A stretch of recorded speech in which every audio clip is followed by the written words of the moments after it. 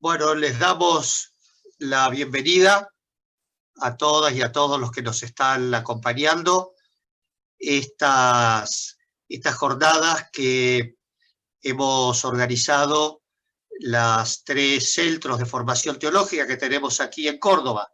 El Instituto Teológico Córdoba, el ITEC, que dirige el padre Rosolino, el Centro de Estudios Filosófico y Teológico, el CEFIT, está aquí su director, el padre Joaquín Medina, y la Facultad de Teología de la Universidad Católica de Córdoba.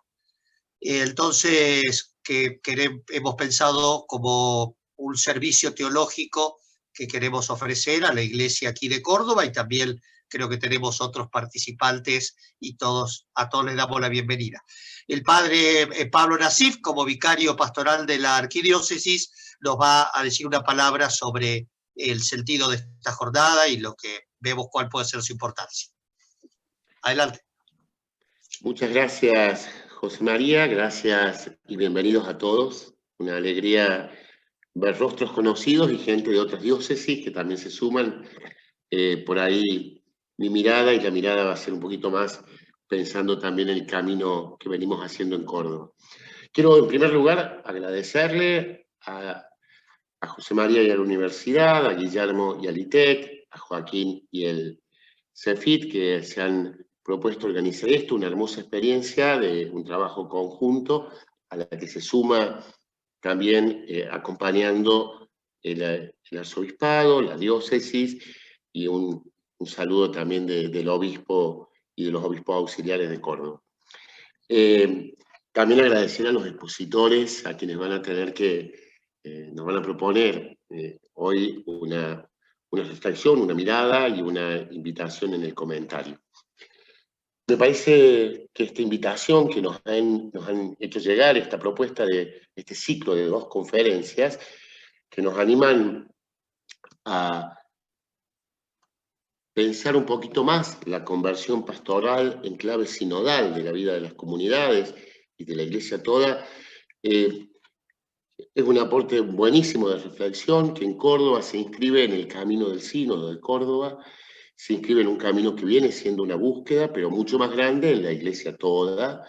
No hay en esto un solo lugar para pensarlo, toda la Iglesia está invitada a un proceso de conversión. El Papa Francisco insiste en la clave de la misionariedad, la misión como el gran criterio de la conversión, y la sinodalidad como clave fundamental para construirnos en un mundo tan diverso, plural, poliedro, como le gusta decir también al Papa Francisco, ¿no? Y creo que las comunidades parroquiales y en realidad todo ámbito pastoral veníamos reflexionando en cada diócesis de distintas maneras. Hoy tenemos la oportunidad de pensarnos incluso en medio de la pandemia. La pandemia nos ha puesto en un nuevo escenario social, pero también pastoral y eclesial, y nos abre un nuevo horizonte de un camino de conversión, de anuncio de la buena noticia, de presencia de la Iglesia y del reino en la historia, donde las comunidades parroquiales también son un ámbito privilegiado con nuevos criterios, paradigmas para vivirlo, ¿no? Me parece que abrirnos a esa reflexión, romper estructuras, no por romperlas, sino desde una reflexión profunda de conversión, puede ser una palabra de aliento y una clave interesante para, en Córdoba, seguir dando lugar al proceso sinodal.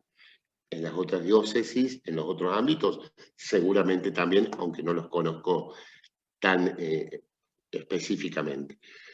Para nosotros, los cordobeses, el sínodo fue una gracia, sigue siendo una gracia, y las claves, las orientaciones, las grandes líneas del sínodo, abiertas a muchas otras inquietudes y propuestas, es el camino en el que nos encontramos. Así que creo que en ese marco el aporte que hoy y el jueves se puede hacer va a ser una hermosa invitación. Agradezco a todos, los invito a abrirnos a esas búsquedas, a esas experiencias, y bueno, y a poder enriquecernos mutuamente. Nuevamente, gracias a todos. Muchas gracias, padre Pablo. Bien, yo les voy a presentar ahora entonces a quién va a ser la primera exposición, la de hoy, y luego también quién va a hacer como un primer comentario, reacción, para luego pasar a las preguntas que quieran hacer. Esta primera conferencia, esta primera charla nos la va a dar el padre Jorge Agustín Frigerio. Él nació en el año 1962 y fue ordenado sacerdote en 1988. Licenciado en Teología de la Universidad Javeriana de Bogotá, fue párroco en distintas parroquias de la diócesis de Cruz del Eje, en Villa Curabrochero, en Villa de las Rosas, en Villa Dolores. También fue vicario episcopal para la pastoral y desde el año 2017 él está al servicio de la Secretaría Internacional del Movimiento Parroquial y del Movimiento Diocesano de los Focolares. Así que nos está hablando desde Italia, donde está ahora desarrollando su servicio en el movimiento de los Focolares. Luego que él termine la exposición, va a ser una primera reacción el padre Juan Bautista Duau. Él pertenece al Movimiento de la Palabra y es párroco de la parroquia de la Santísima Trinidad. Ha terminado recientemente este año su doctorado en Teología Pastoral en la Universidad Católica Argentina, con una tesis sobre el pensamiento teológico pastoral de Monseñor Novak. Así que, bien, le damos la palabra entonces. Cuando terminen las dos, la exposición y la reacción, como digo, vamos a tener tiempo para preguntas. Las preguntas les vamos a pedir que las escriban en el chat.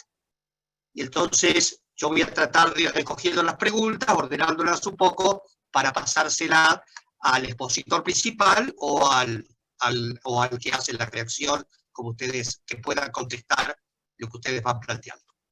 Muy bien, adelante entonces, Jorge. Muchas gracias, Padre José María, gracias, Pablo. Yo hace 4 años que estoy aquí, pero no pierdo la tonada transerrana. Un tono muy particular el nuestro. Aunque veo que ahí hay gente de todos lados de la Argentina y de Costa Rica, también vi que hay algunos que saludan, pero bueno, un abrazo a todos. Y veamos si nos introducimos en este argumento de la parroquia.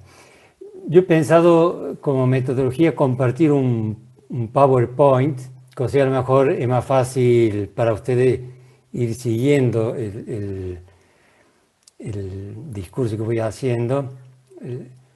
A ver si la tecnología me ayuda. Ustedes ahí pueden ver, me parece. Entonces esto estamos ahí, ¿no? Eso. Sí se ve la pantalla, ¿no? Así, ok, muy bien. Entonces, cuando me hablaba de esta posibilidad, agradezco esta invitación de compartir algo sobre el camino en las parroquias,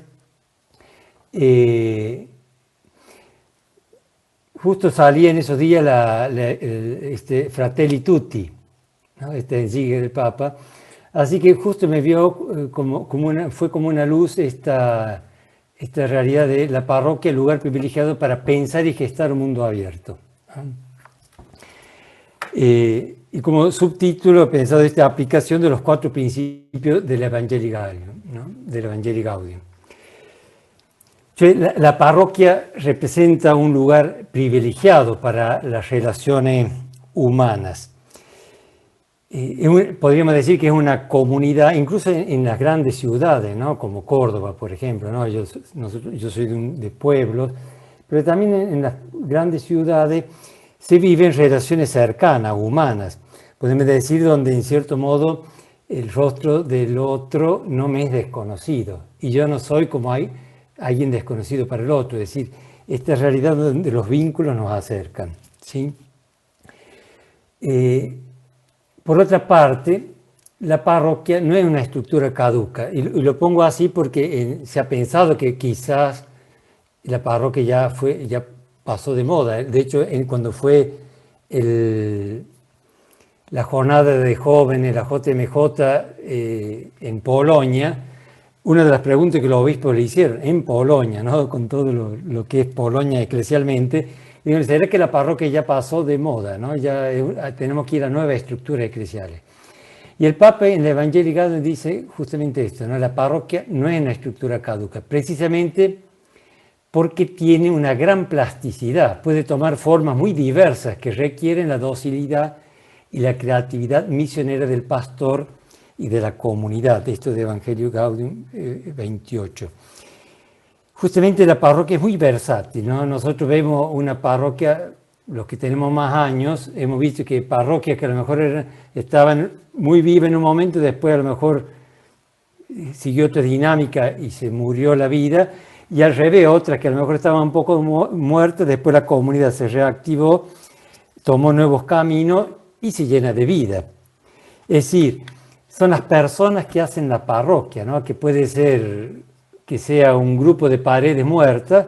Acá en Europa es muy común que muy común, sobre todo en algunos lugares, sobre todo en el norte de Europa, ya están transformando muchas iglesias, muchos templos en otras cosas, ¿no? En bibliotecas, en otras cosas, porque ya las comunidades ya no la llenan de vida, ¿no? Entonces, realmente, o la parroquia puede convertirse en algo que nos llene de vida, ¿no? Justamente cuando parecía que la globalización se llevaba puesta también la parroquia, incluso se ha cuestionado fuertemente su actualidad pastoral, vuelve a presentarse la parroquia como un lugar privilegiado para pensar y gestar un mundo más abierto y humano, ¿no?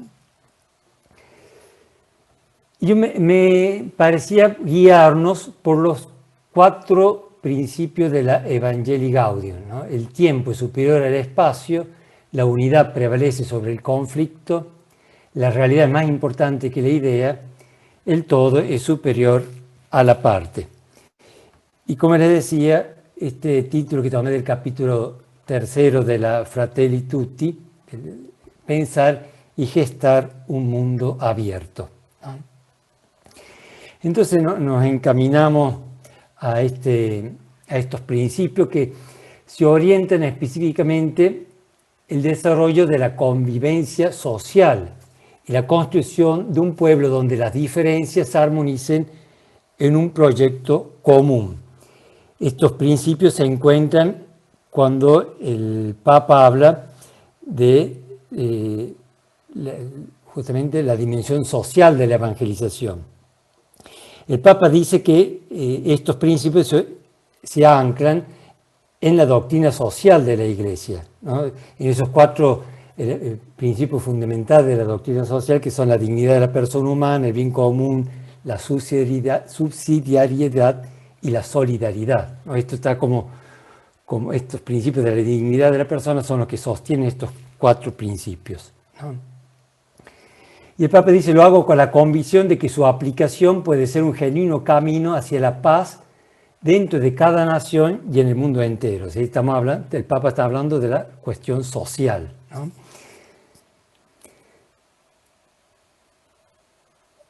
Solo que nosotros sabemos que la paz social, Jesús ha advertido que no es como la da el mundo, ¿no?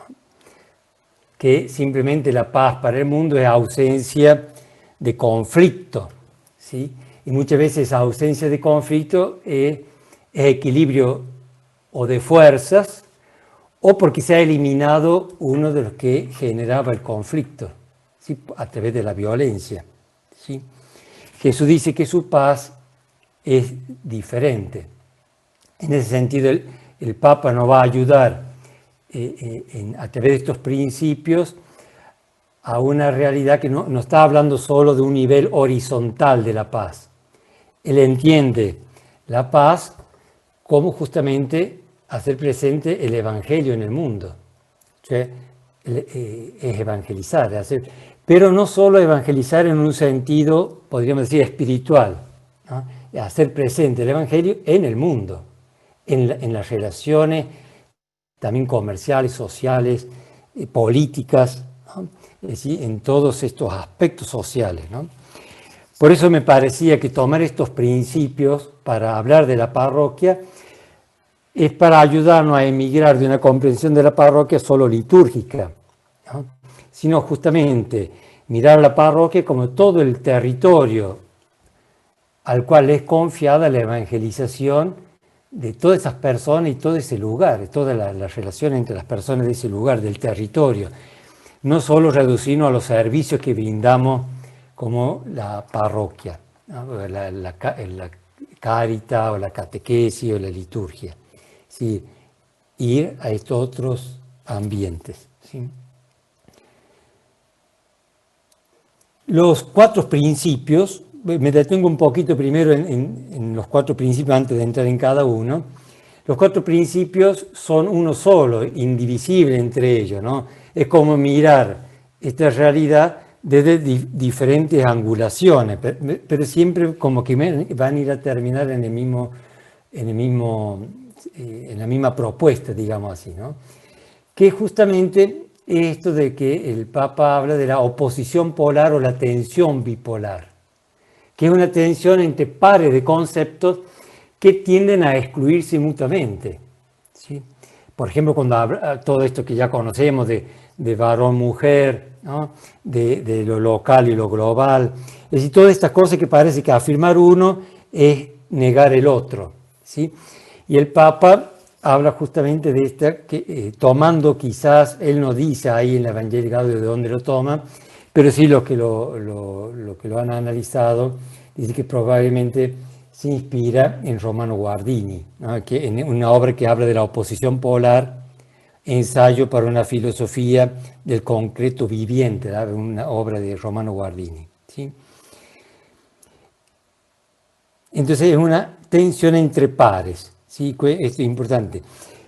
Y donde justamente el peligro siempre es querer eliminar la tensión, eliminando uno de los elementos que entran en tensión, ¿sí? Y cuando tratamos de eliminar uno de los polos de tensión, justamente eliminamos la forma en que Dios quiso revelarse en la humanidad del Hijo. Es decir, no es para nada indiferente esta tensión, es cómo Dios nos ha creado y cómo Dios actúa en Jesús. Es decir, esta realidad de Jesús que es hombre y es Dios. Y es una tensión que no la puede... Es decir, podrá acentuar más la humanidad de Jesús, podrá acentuar más la divinidad, pero cuando absolutizamos una de las dos, justamente rompemos la tensión, eliminamos la tensión y ya no estamos en lo que Dios quiere hacer entre nosotros, ¿no? Eliminamos la tensión polar. No, cualquier cosa que no asuma el drama humano puede ser una teoría muy clara y distinta, pero no consistente con la revelación y por lo tanto se convierte en una ideología, ¿sí? Esto, porque una ideología, justamente cuando una parte se quiere imponer como el todo, ¿sí? Ahí nos encontramos en una ideología. Entonces vamos ahora a tratar de entrar, después de haber hecho este análisis de los principios, entrar en los principios. El tiempo es superior al espacio, es el primero que el Papa propone, ¿no? Y ahora voy a tratar de ir un poquito más ágil. Este principio permite trabajar a largo plazo, sin obsesionarse por resultados inmediatos. Darle prioridad al espacio lleva a enloquecerse para tener todo resuelto en el presente. Fíjense, ¿no?, cómo el Papa ha analizado esta actitud humana tan fuerte, ¿no?, de querer ocupar el espacio. Dice, intentar tomar posesión de todos los espacios de poder y autoafirmación, ¿sí? En cambio, darle prioridad al tiempo, el espacio es eso, ¿no?, volverse loco por querer tener todo bajo control.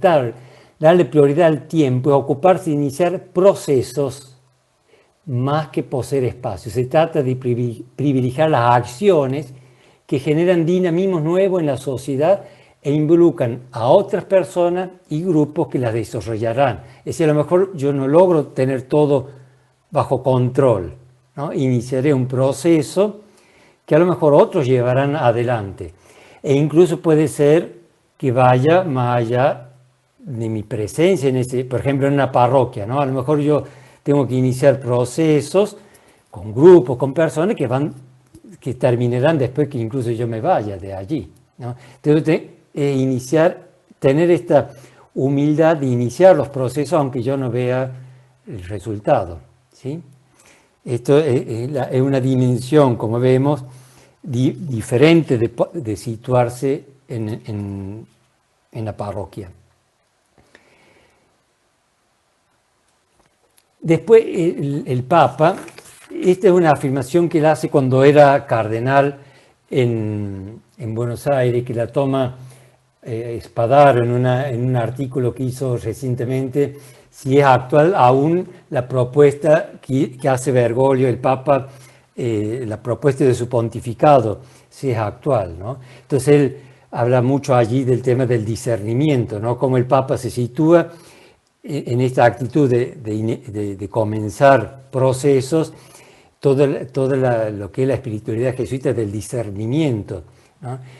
Y cita esta del Papa cuando era cardenal, ¿no? Y dice, en los procesos, esperar significa creer que Dios es más grande que nosotros mismos y que es el mismo espíritu que nos gobierna.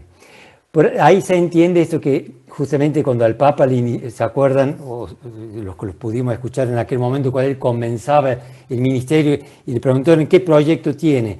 Y dice, no, yo no tengo ningún proyecto. Porque era situarse en la historia, en la escucha del Espíritu, a discernir el presente. Y en ese sentido es dejar que Dios nos guíe, ¿sí? Es una actitud pastoral diferente, de no querer controlar.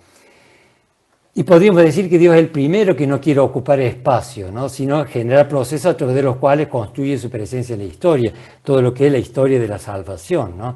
Donde justamente Dios, en la paciencia histórica, va involucrando a las personas, no usando de ellas, ¿sí?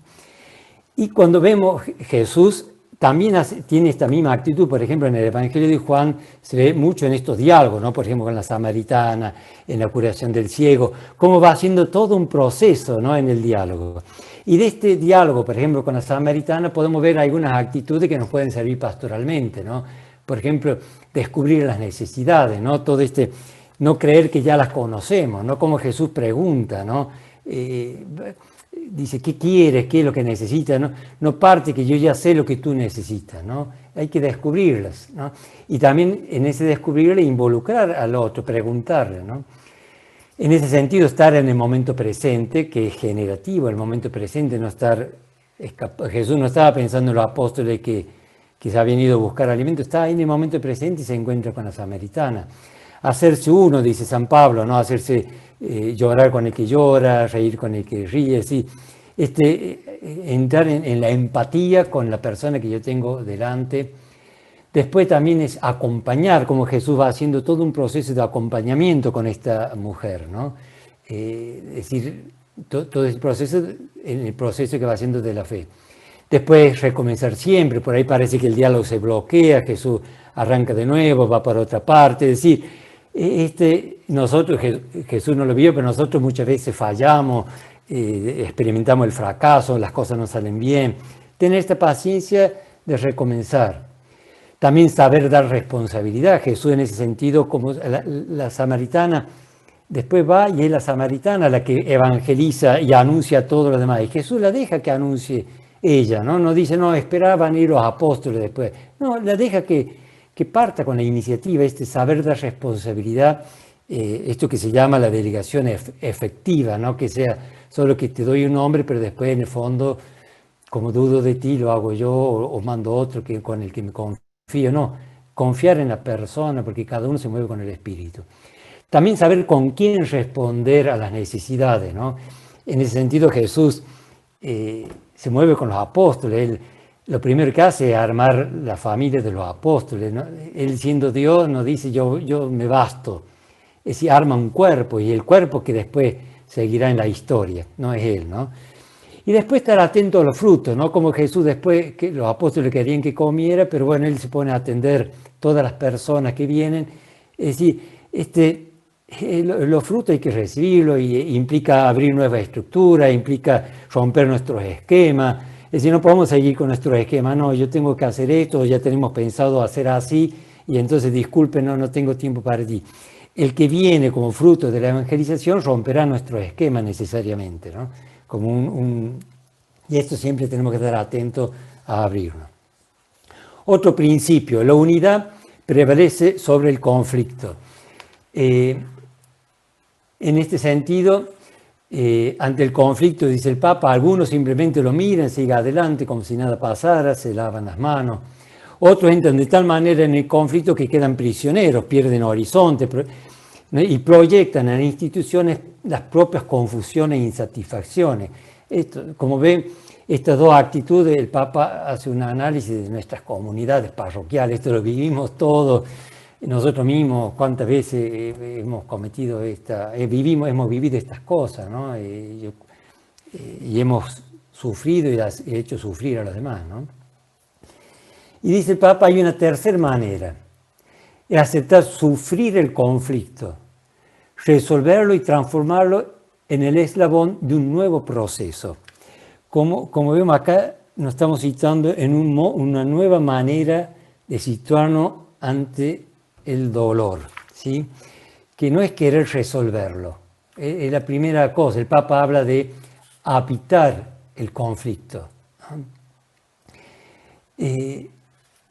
Y acá, sin duda, que el que habitó el conflicto, sobre todo, tenemos que ir a Jesús, es decir, es Dios el primero en habitar el conflicto humano.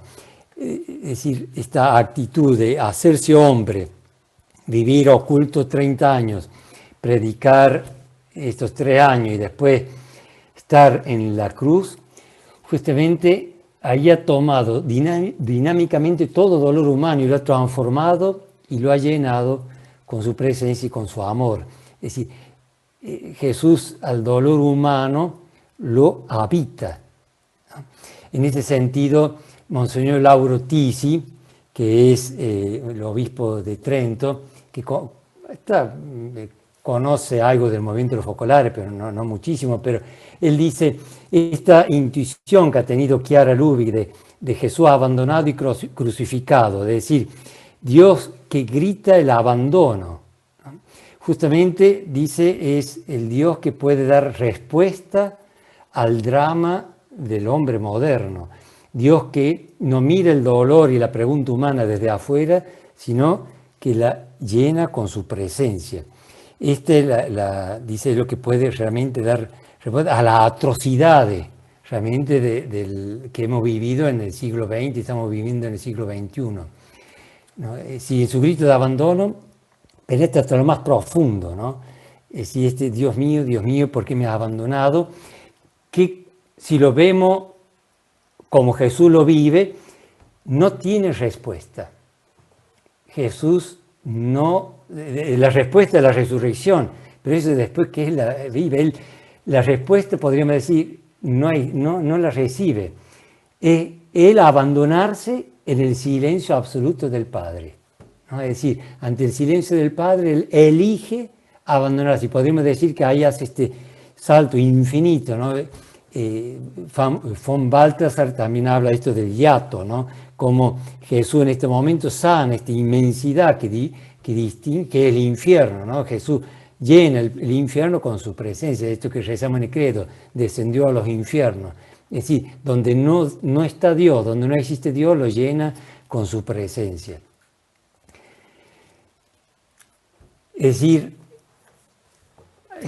ahí vuelvo un poquito más. Sí, simplemente yo ahí quería proponer un diagrama, pero bueno, no vamos a tener tiempo. Pero en el fondo es esta posibilidad que tenemos de encontrar en el dolor, no solo el dolor o no ser masoquista, sino que en el dolor podemos decir, Jesús, tú has asumido este dolor que me llega, ¿no? Esta distancia, esta traición, esta ignorancia, esta distancia, este abandono de Dios, esto que no entendemos, este fracaso. Cada cosa podemos ver que Jesús la ha vivido y la ha llenado con su presencia. Y por eso nos permite quedarnos, porque no estamos solos, Jesús ha llegado antes y por eso podemos llegar nosotros y estar. Porque no somos nosotros los que llegamos, Él ha llegado primero. el otro principio, la realidad es más importante que la idea. ¿Sí?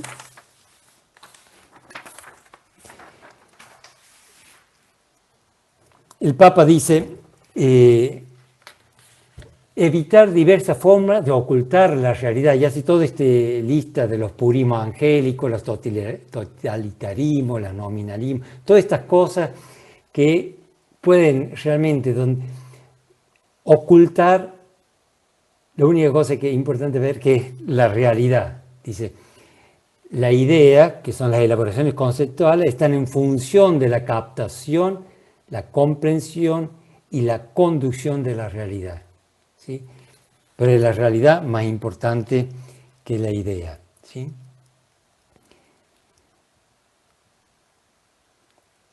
En este sentido, en nuestro mundo actual escuchamos muchas voces, ¿no? y a través de todos estos medios, de todas las redes sociales, cuántas voces, ¿no? Cuántas voces sentimos. En la Fratelli Tutti, justamente el Papa hace todo en el primer capítulo el análisis de todos los medios, todas estas redes, cómo cuántas cosas pueden generar y confusión, ¿no? Es decir, no para estigmatizar o decir que son negativos, pero son muchas voces que nos llegan y no siempre es claro discernirlas, ¿no?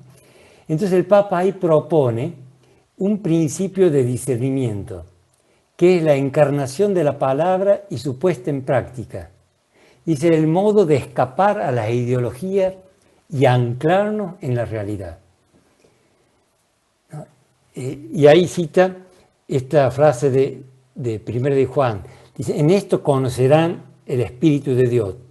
Es decir, reconocer a Jesús venido en la carne, es decir, la palabra encarnada, la palabra que se ve, Dios que se ve, que se muestra en la realidad, no un Dios abstracto.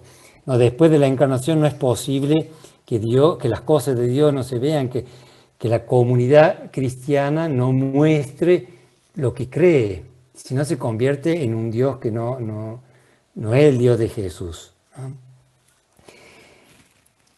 En este sentido, nosotros acá, ustedes, como me presenté al principio, yo estoy en esta dinámica de acá del Servicio Internacional del Movimiento Parroquial, de los focolares, y una de las cosas que nosotros al menos les cuento una experiencia que el Espíritu ha ayudado a la Iglesia, pero con tantas otras cosas, ¿no? Porque todo el siglo XX y ya desde el siglo XIX fue un orientar el espíritu a la Iglesia de nuevo, a la palabra que había quedado allá perdida en el Concilio de Trento.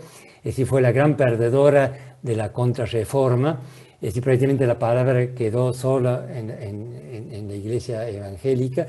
Es decir, en el siglo XIX-XX hay un retorno de la palabra a su destinatario, que es el pueblo de Dios, y entra con todo derecho en el Vaticano II.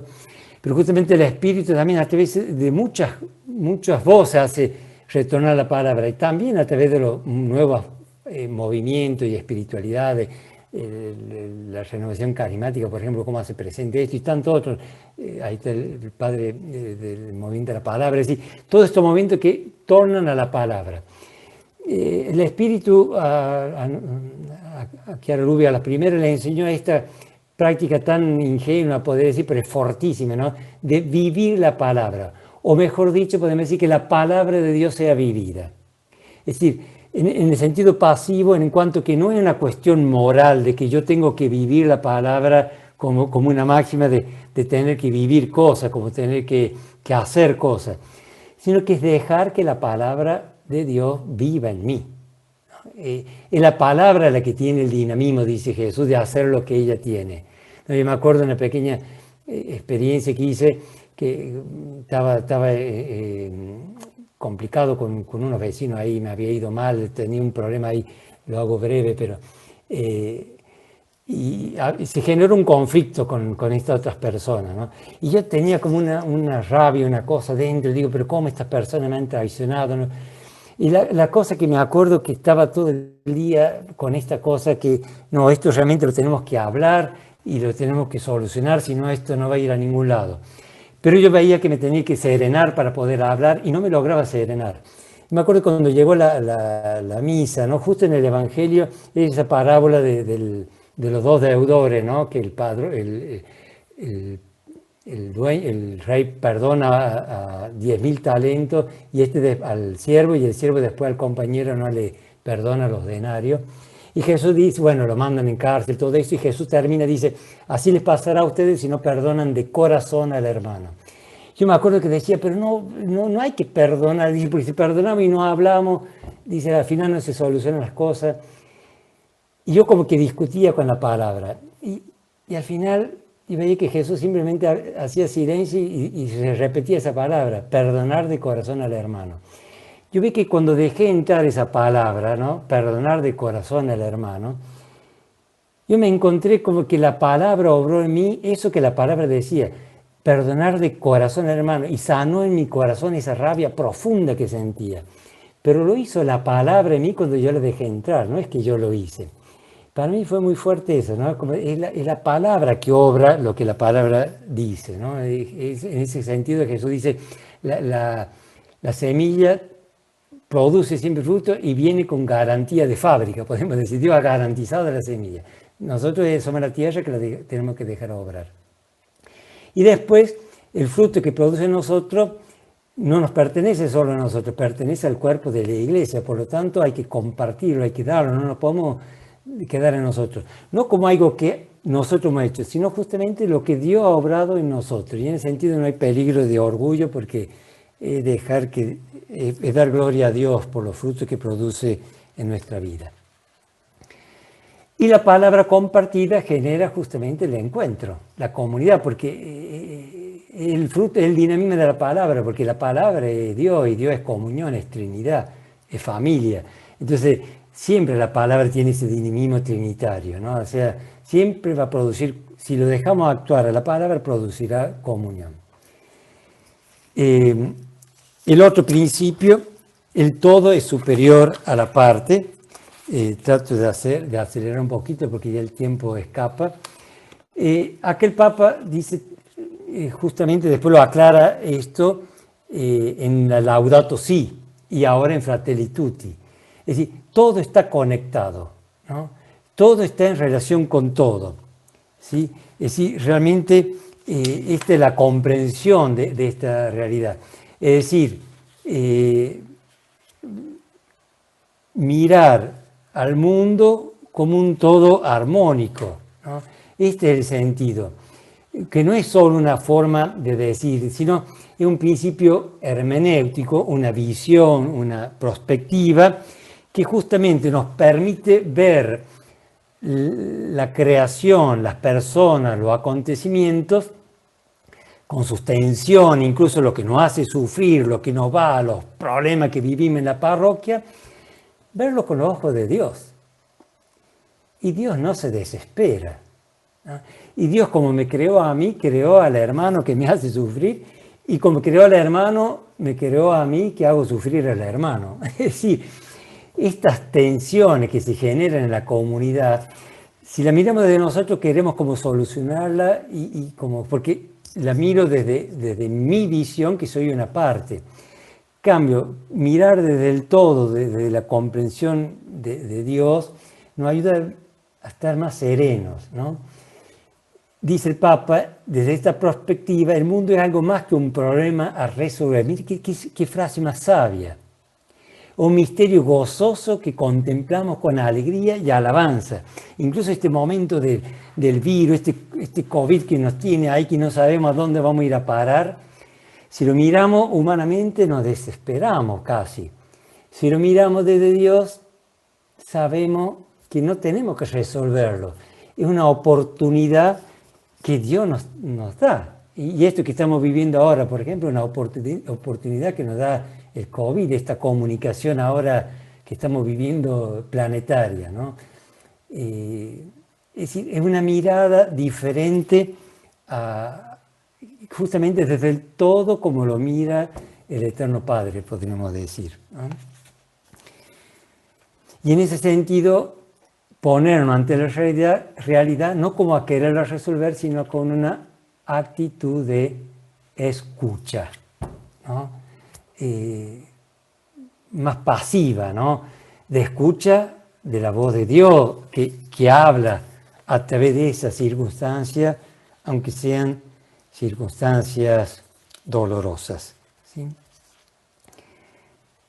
Y después el Papa, justamente ya ahí abre, en la Laudato Si abre lo que después completará en la Fratelli Tutti. Es decir, no habrá una nueva relación con la naturaleza en este todo natural, sino un nuevo ser humano. No hay una ecología adecuada, sino una antropología, ¿no? Por eso el Papa hablaba de ecología integral, ¿no? Y decir, en Fratelli Tutti, justamente dice esto, ¿no? Un ser humano está hecho de tal manera que no se realiza, no se desarrolla, ni se puede encontrar, no puede encontrar su plenitud, sino en la entrega sincera de sí misma a los demás. Si no, la parte sin el otro, sin el todo, no se entiende. La vida subsiste donde hay un vínculo, donde hay comunión, fraternidad. Una vida más fuerte que la muerte cuando se construye sobre relaciones verdaderas y lazos de fidelidad. Por el contrario, no hay vida cuando pretendemos pertenecer solo a nosotros mismos y vivir como islas. En esta actitud prevalece la muerte, ¿sí? El todo es más que la parte, dice, en el sentido que el todo no es la suma de las partes, ¿no? Sino que un situarnos ante la parte en una visión cualitativa, ¿sí?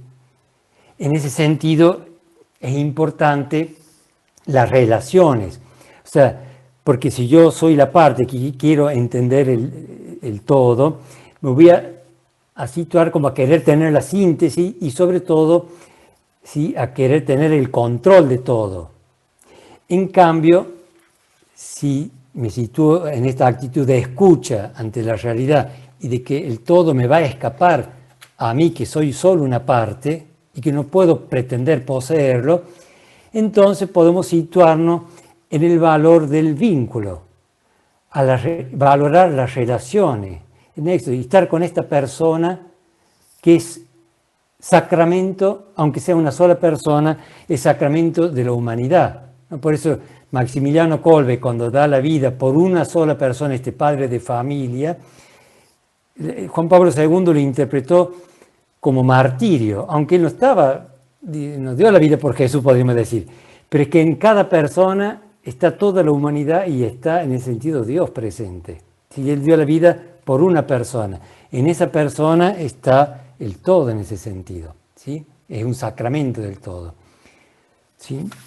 Y entonces en ese sentido, no es que esto va en contra de una planificación, ¿sí?, sino que una planificación que no quiere controlar, sino que sea abierta al accionar del espíritu para llegar a los confines de la tierra y sobre todo de nuestra tierra, esa tierra que nos ha sido confiada, ¿no? Es decir, en ese sentido van juntas, ¿no? Hay también una tensión polar entre planificación y apertura al espíritu, ¿no? Uno dice, bueno, entonces no planifiquemos nada y sigamos el espíritu, sería como una falta de responsabilidad, ¿no? En cambio, lo que el espíritu propone esto, ¿no? Toda nuestra parte y estar abierto también a saber perder nuestros planes y abierto al espíritu. Bien. Muy bien. Gracias Jorge. Ahora Juan Bautista va a hacer una primera reacción. Muchas gracias Jorge. ¿Se escucha ahí? Pensaba que tu planteo nos ponía a mirar la parroquia en esta propuesta de una parroquia abierta, ¿no? Un mundo abierto. Esta combinación que queremos empezar a dialogar, ¿no? Parroquia, sinodalidad, y cómo nos proponías configurar las parroquias como una comunidad versátil, ¿no? Me pareció una categoría muy interesante, ¿no? Esto de pensar que nuestras comunidades parroquiales pueden ser versátiles, ¿no? A veces las vivimos como una realidad muy dura, ¿no? Que no tiene posibilidades a veces de cambiar, y vos nos planteás la posibilidad de que la parroquia sea un mundo abierto, ¿no? Me parecía también muy en consonancia con muchas de las vivencias que traemos aquí en la diócesis de Córdoba como repercusión del sínodo. Así que este mundo abierto que vos nos planteás nos invita a ser un mundo dinámico. Esa imagen que vos nos planteabas de integrar las migraciones, ¿no? Mirar con simpatía lo que se mueve y cambia de lugar. Es muy interesante este planteo, ¿no? La necesidad de emigrar, ¿no? De emigrar de una comprensión de la parroquia litúrgica o de servicios a una parroquia constructora o colaboradora con otros actores de la paz social. En el Sínodo de Córdoba, una de las conclusiones decía que era necesario vivir la sinodalidad en clave de construcción de la sociedad y de la patria, ¿no? Es decir, que las parroquias como comunidades versátiles puedan ir asumiendo un lugar sinodal, pero abierto a la sociedad, ¿no? Y quizás pensaba recibir de los dinamismos sociales recursos, instrumentos para el diálogo y también enseñar a dialogar en algunos lugares, ¿no? Algunas de nuestras parroquias necesitan aprender a dialogar y algunas pueden ser también en ese sentido colaboradoras socialmente de ese diálogo, ¿no? También me pareció muy interesante tu propuesta de confiar más en los procesos que se abren que preocuparnos de buscar espacios de poder. Creo que eso ha quedado también de relieve en la última carta pastoral que nos envió Monseñor Neáñez, ¿no? Frente al sínodo, aquí en Córdoba, Monseñor Neáñez lo dice explícitamente, podemos pensar que, bueno, cuesta concretar esas intenciones del sínodo, ¿no? Pero también hay que reconocer que la transformación tiene que ver más con esta necesidad de procesos que se van abriendo, ¿no? Y pensaba, cuando pensamos en la iglesia diocesana, la comunidad parroquial, que no se trata de un proyecto, o mi, o nuestro proyecto, sino de un ejercicio del espíritu, ¿no? Que anima la actividad, como vos también señalás, socio parroquial o socio diocesano, ¿no? Creo que es interesante también estas claves que vos nos ofrecías de capacitarnos, ¿no? Para descubrir qué se necesita. Me pareció una expresión fuerte, ¿no? A veces estamos acostumbrados a que nuestras parroquias ofrecen determinados espacios, pero no sé si estamos tan acostumbrados a descubrir qué es lo que se necesita en este momento, qué necesita nuestra gente, a preguntarle qué necesita para recomenzar, ¿no? Capacitarnos para descubrir qué se necesita. Me parecía una clave también muy interesante. Nos animaste a asumir los conflictos, ¿no? Hablaste de la clave de la generatividad, ¿no? Generar algo nuevo va a necesitar de nosotros, de nuestras comunidades, asumir los conflictos. Y muchas veces venimos de una historia donde más bien hemos tratado, como bien nos decías, de resolverlos. Bueno, que este conflicto se termine. Y no de asumirlos y de descubrir, bueno, que tenemos tensiones de producto de la diversidad, de la pluralidad, ¿no? Bueno, compartimos en ese sentido como movimientos el descubrimiento de la fecundidad de la palabra de Dios, ¿no? Que crea comunidad. En el sínodo también cordobés, en nuestro 11º sínodo, una de las conclusiones decía que había que animar, suscitar y sostener una espiritualidad anclada en la palabra de Dios en todos los ámbitos de la diócesis, ¿no? Promover espacios para que la palabra de Dios sea rezada, meditada, compartida. Creo que es una clave de la espiritualidad de este tiempo. En ese sentido también nos encontramos con muchas personas en las grandes ciudades, en la pastoral urbana, que quizás no se acerquen a nuestros servicios religiosos, pero sí se acerquen a compartir una espiritualidad anclada en la palabra de Dios, ¿no? Y será eso oportunidad de que nuestras parroquias sean un mundo abierto, como bien vos nos proponías, ¿no? Finalmente, a mí esta idea que vos nos proponías de la comunidad abierta al mundo y en el mundo, me parecía muy interesante para asumir que no hay que pelearnos con la pluralidad y con la complejidad, ¿no? Sino que hay que abrazar y discernir sinodalmente qué podemos ofrecerle, ¿no? A esta realidad plural y compleja. Hoy por hoy la realidad solo se puede leer con ojos capaces de percibir lo plural, ¿no? Ya no podemos pensar que la unidad, la eclesial, la social, la parroquial es una unidad simple, ¿no? La unidad siempre fue plural y compleja. A veces nosotros queremos leerla como una unidad simple, pero hoy por hoy tenemos que asumir, ¿no?, que nuestras parroquias, nuestros consejos parroquiales, nuestras realidades que atendemos, que acompañamos, son siempre plurales y complejas, ¿no? Y el camino del último sínodo cordobés me parece que ilumina mucho porque comenzó con las mesas de escucha, ¿no? Comenzó con mesas donde tratamos de escuchar. Y se continúa aún en este tiempo post-sinodal, post-asamblea sinodal, porque seguimos en proceso de sínodo, con espacios de escucharnos, ¿no? Porque nos sigue impulsando esa necesidad de escuchar la realidad donde todo está en relación. Qué importante mantener ese impulso sinodal, ¿no?, de conformar, sostener, enriquecer espacios de búsqueda, de discernimiento, donde se alienta una verdadera espiritualidad sinodal, ¿no? Es necesario, creo que, escuchar esta invitación que vos nos hacías a prestar atención a los vínculos, a las relaciones, ¿no? Porque eso es lo que mantiene unida esta realidad compleja, ¿no? Este poliedro, muchas veces nuestras parroquias son poliedros, ¿no? Aquí nos reíamos en el inicio, yo comencé a servir a la parroquia este año y una de las personas de la parroquia hablaba, bueno, la parroquia es un crisol de carismas, ¿no? Es decir, una gran diversidad, ¿no? Ahora, ¿qué une esa diversidad? Bueno, lo que vos señalabas, los vínculos, las relaciones, ¿no? Cómo los que estamos sirviendo de algún modo en nuestras parroquias, desde cualquier vocación, laical, consagrada, sacerdotal, tenemos que prestar atención a los vínculos, ¿no?, a las relaciones. Dejar el control para pasar a la contemplación de la realidad, ¿no? En ese sentido me parece que, bueno, tu ponencia nos ponía a mirar la parroquia como un mundo abierto, ¿no? Yo quería compartir, para finalizar, una expresión, voy a compartir pantalla un momentito.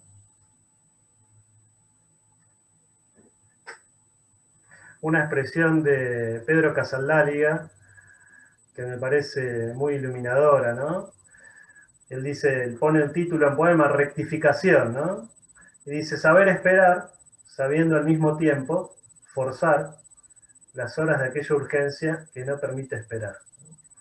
Cuando lo leía estos días me conectaba también, te escuchaba decirlo con Gar, dice, ¿no? Que él no tiene paciencia para esperar el colectivo, pero tiene una paciencia activa para esperar las cosas que sabe que están en manos de Dios, ¿no? Y mucho de lo que vos nos proponés, unido claramente a lo que propone el Papa Francisco, yo lo leía muy en relación a las conclusiones también del sínodo aquí en Córdoba, tiene que ver con que hay que saber esperar un proceso, que nos lo va a dar el tiempo, pero también hay que forzar aquello que descubrimos que es urgente, ¿no? Bueno, estas paradojas, que el Evangelio tiene muchas, ¿no? Hay que saber esperar, pero hay que empujar también, ¿no? Así que bueno, con esta frase de Casaldáliga me parecía hacerte una pregunta como para impulsar el diálogo. Después José María va a ir dándole la voz a otras preguntas de los hermanos que nos comparten en el chat. Vos traías a relación al Papa Francisco en su servicio como obispo en Buenos Aires, ¿no? Yo estuve viviendo en Buenos Aires también cuando él era cardenal allí, y conocíamos la anécdota, ¿no? Que iba a visitar las parroquias y le decía a los párrocos, bueno, alquilate un garage ahí en el límite de la parroquia, porque la parroquia tiene que estar cerca. Había una cuestión muy de animar la vida parroquial en la misión y en el anuncio y en la renovación, pero yo creo detectar que en ese impulso de él, en ese tiempo, había un rol muy fuerte del párroco, ¿no?, como animador. Yo pensaba, ¿cómo pensás vos que podemos ir dando pasos para que el animador no sea una sola persona, ¿no?, o solo el servicio del párroco, sino que la animación realmente sea, ¿no?, desde una comunidad parroquial? Yo lo pienso desde una comunidad plurivocacional, ¿no?, donde todas las vocaciones tengan un espacio de animación. Y bueno, ¿cuál sería en ese sentido también un nuevo rol en este tiempo histórico de un párroco, ¿no?, pensando una parroquia así, animada desde una diversidad? Como para disparar un poco.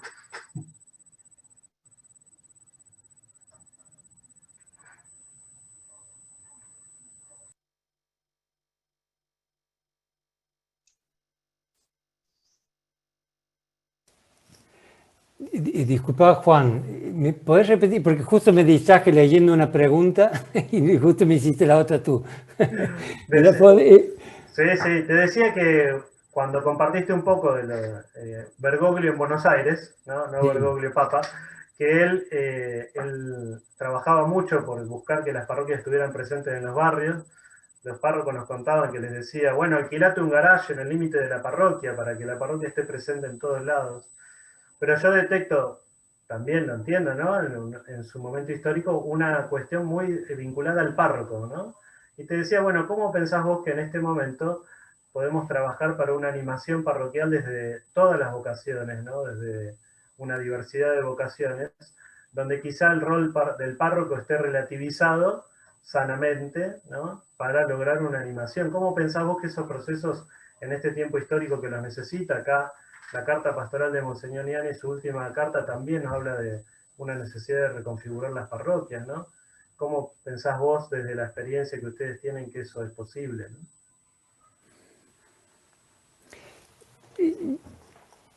En ese sentido, me parece el tema del laico, ¿no? Viene como muy fuerte el tema del laico.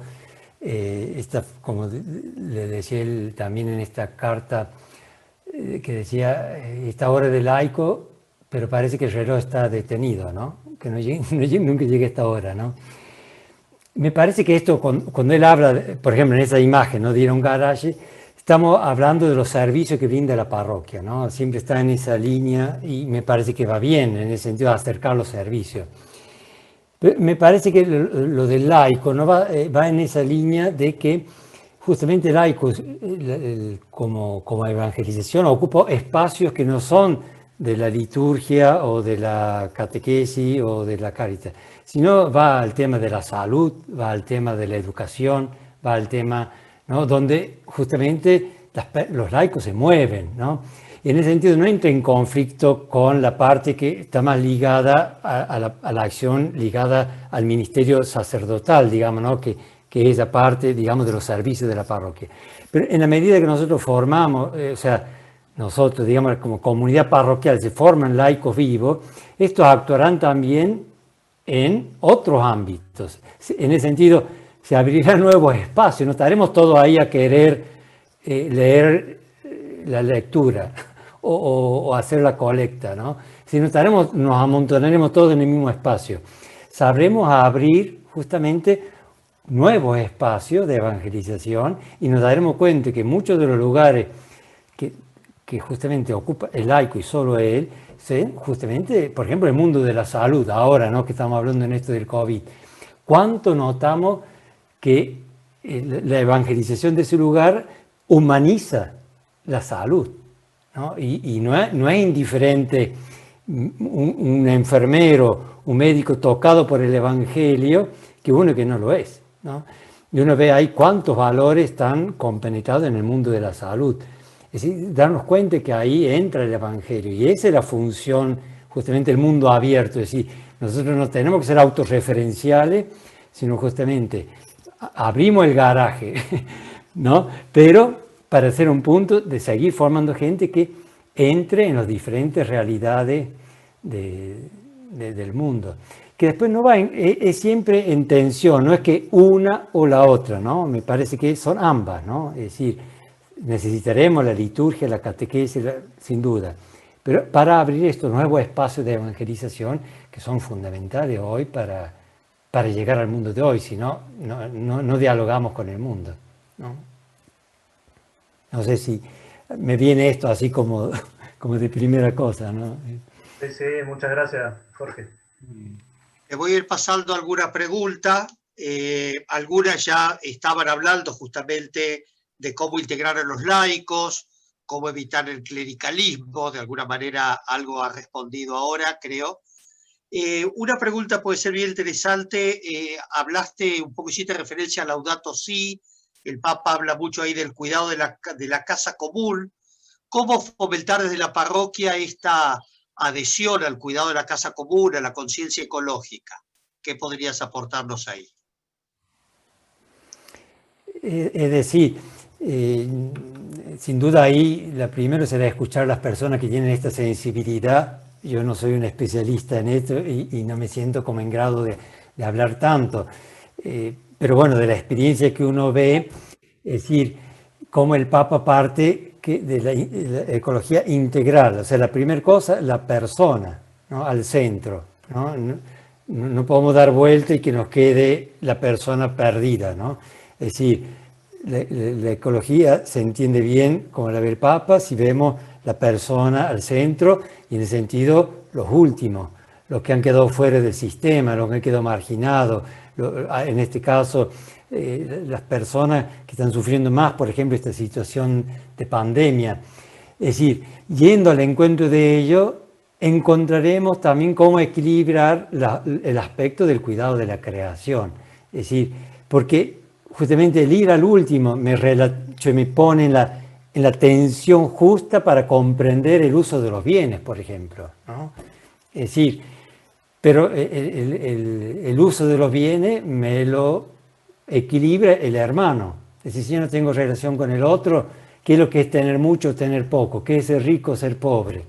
Es decir, todo eso son bienes, son cosas que las comprendemos en la medida que entramos en relación y en relación con los últimos. Entonces ahí encontraré la medida, ¿no? Es decir, ahora, por ejemplo, un amigo se le quemó ahí en Ambul, en Tras la Sierra, con estos incendios, el galpón de las abejas, y yo estaba por acá pensando hacer otras cosas, y digo, me relativiza, ¿no? Está bien, yo acá tengo los bienes, pero él allá tiene esa necesidad. Es decir, la necesidad del hermano nos sitúa, ¿no? Nos sitúa en el uso de los bienes, en el uso de lo que compramos y en el sentido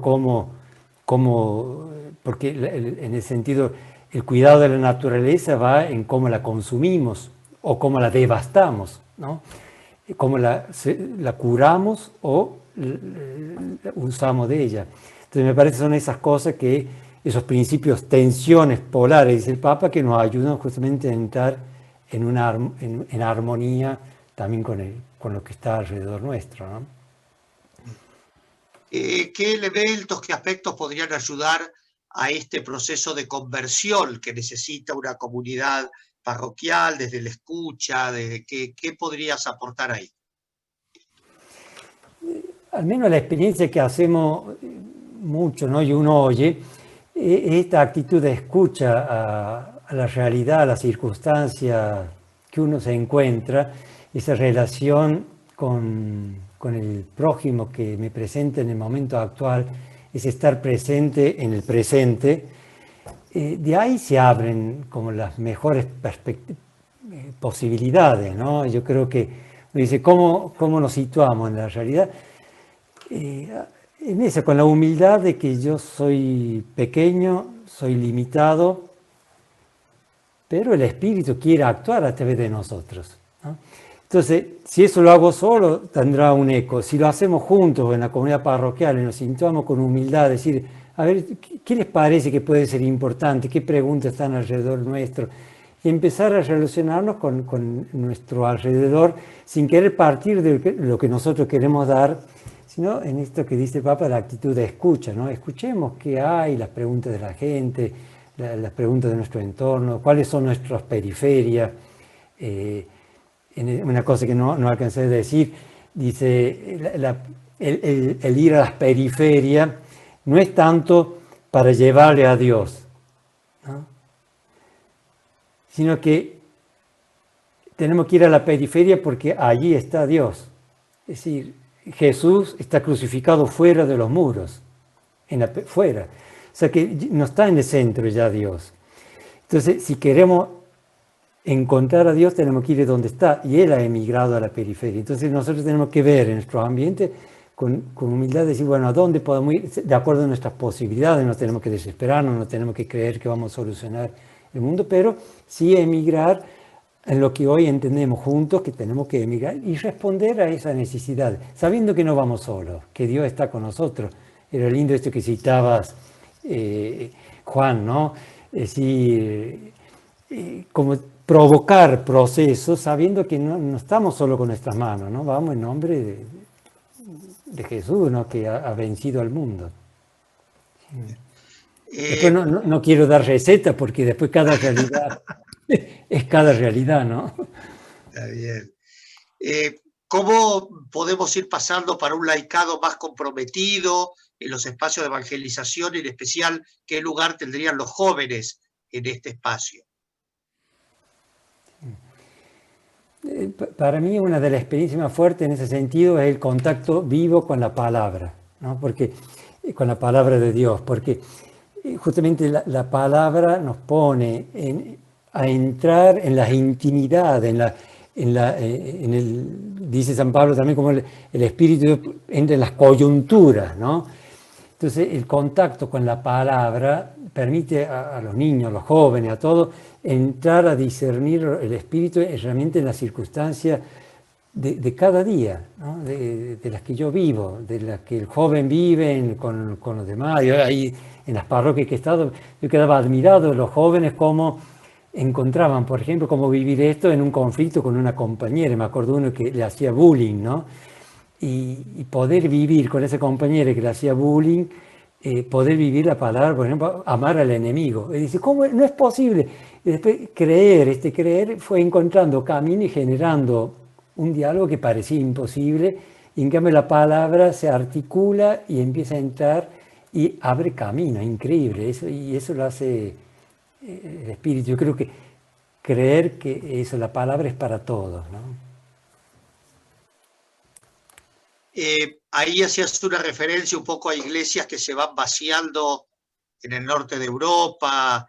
Bueno, la pregunta es cómo hacer para que nuestras iglesias no terminen siendo un museo. Me parece que siempre caemos al punto, ¿no? Pero es las relaciones, ¿no? Es decir, a veces no, puede haber mucha gente y nos engañamos que hay mucha gente y a veces no tenemos relaciones con las personas.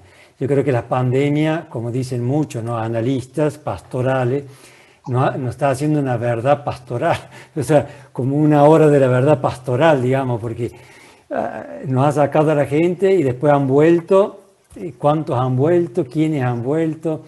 Nos ha puesto en una situación de decir realmente quiénes realmente están viviendo la fe, la quieren vivir, y nos han puesto en un desafío de las relaciones, ¿no? Valorar que no es si somos muchos, somos pocos, sino si nuestras relaciones son auténticas y en esas relaciones habita el Espíritu, está habitada de la presencia de Jesús.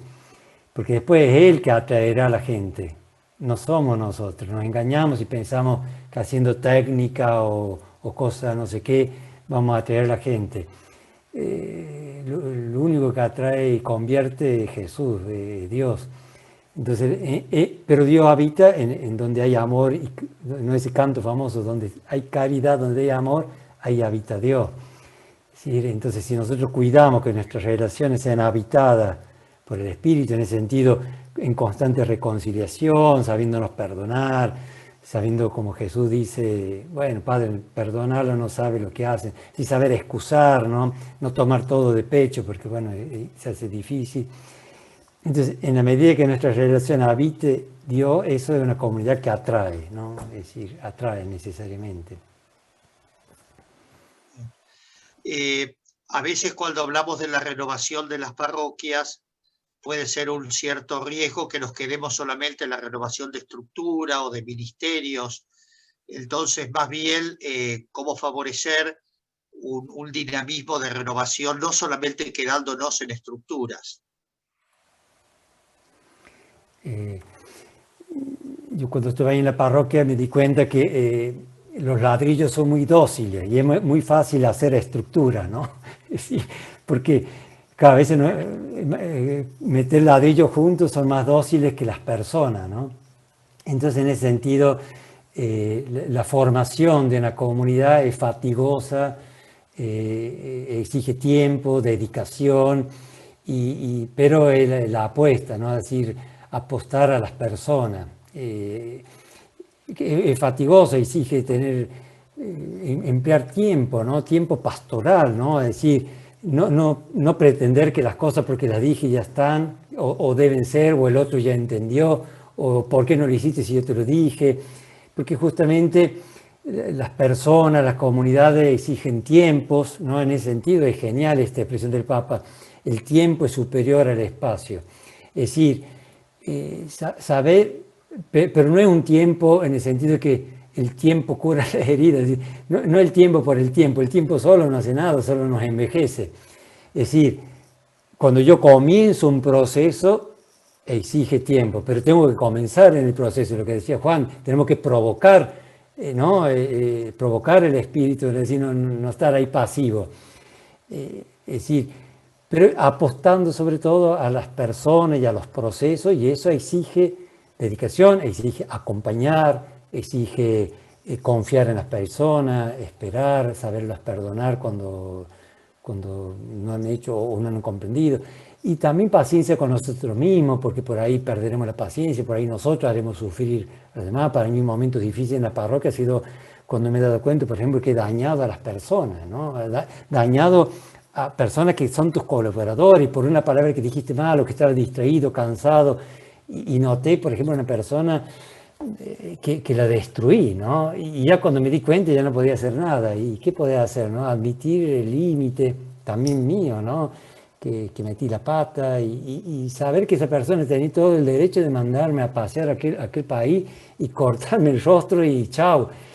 Y después también como, bueno, esperar, rezar y confiar en el amor del otro, porque yo vi después, esta persona tuvo la grandeza de ánimo de perdonarme. Nunca fue una palabra que me dijo te perdono, pero en su gesto, en su actitud, en su ponerse de nuevo al juego, vi que sí, había dado el paso, había perdonado.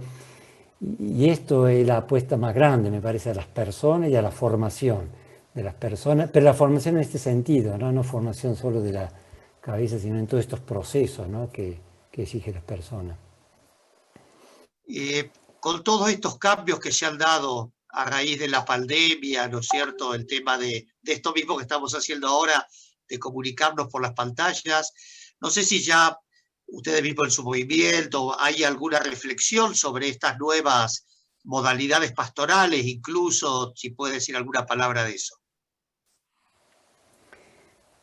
Es decir, sin duda que esto ha potenciado la comunicación a un nivel muy grande y sobre todo ha logrado esto, que estos medios de comunicación que muchos los teníamos muy como para algunos momentos, para un hobby o para ciertas comunicaciones, se han puesto en el centro también para comunicar contenidos. Es decir, en este momento estamos usando estos medios para los contenidos también, que no los teníamos tan visualizados para esto, ¿no? Después saber el límite, ¿no? Es decir, no, por ejemplo, uno de los grandes límites que muchos analizan es el tema, no nos podemos mirar a los ojos, ¿no? Es decir, una cosa parece una estupidez, podríamos decir, pero justamente yo no puedo mirar a los ojos al otro, o tengo que mirar a la cámara, pero ya cuando miro a la cámara no puedo ver los rostros de ustedes, o si miro los rostros de ustedes ya no los miro a los ojos, ¿no? Y esto es fundamental para el encuentro humano, por eso la presencia física, ¿no? Esa va salvada absolutamente, y esto, los medios de comunicación, todas estas cosas, nos sirven y nos ayudan, pero no como alternativo, sino como complementario, ¿no? En ese sentido siempre hay que sumarlos y no decir uno el otro, en el sentido de una tensión polar también, ¿no? Que tenemos que saber utilizarla, cuando uno y cuando el otro. El tiempo nos irá madurando, pero saber que no es uno u el otro, sino en algunos momentos será uno y en otros exigirá la presencia absolutamente. Bueno, tenemos varios comentarios también que han valorado mucho tu intervención, y bueno, te agradecen mucho también lo que nos has compartido y algunos también que hacen su aporte. Esto va a quedar grabado, así que luego también van a poder acceder a la grabación y también queda el chat, también si quieren recordar, revisar lo que han querido, lo que han ido compartiendo. Yo iría terminando ahora, para ya no alargarnos más en el tiempo. Les recuerdo que el día jueves, estamos ya a las 17:30, estamos invitados para un segundo encuentro. Nos va a hablar el padre Pablo Echepare Borda. Él es párroco en la diócesis de Mar del Plata, es profesor también de teología pastoral en la UCA y está como coordinador del proceso del sínodo diocesano en Mar del Plata. Así que en ese camino sinodal por el cual también nosotros hemos estado y seguimos caminando. Así que bueno, él va a tener su intervención el próximo jueves a las 17:30. Además también en Facebook está la grabación de estas conferencias para los que también lo puedan ver los que no han podido estar ahora. Bien, ¿querés decir alguna palabra última, padre Jorge? Te doy la palabra. Eso sí, agradecer, ¿no? Agradecerte a ti que me has dado esta posibilidad, al padre Juan Bautista que se tomó el trabajo de leer todo para poder hacer los comentarios, que realmente, gracias padre, cómo has penetrado, ¿no? Realmente lo que se decía. Y gracias a todos, realmente por la escucha, por la acogida. Ahí no puedo responder a todos los que me están agradeciendo por el chat, pero realmente gracias por esa escucha, porque es la escucha la que permite compartir, así que gracias realmente y adelante con este camino. También al padre Pablo que nos habló al principio, a Guillermo Rosolino, a todos. Gracias y buen camino realmente. Gracias. Bueno, muy bien. Buenas tardes para todos y si Dios quiere nos vemos el día jueves a las 17:30. Saludos ahí a los conocidos y conocidas que estoy viendo.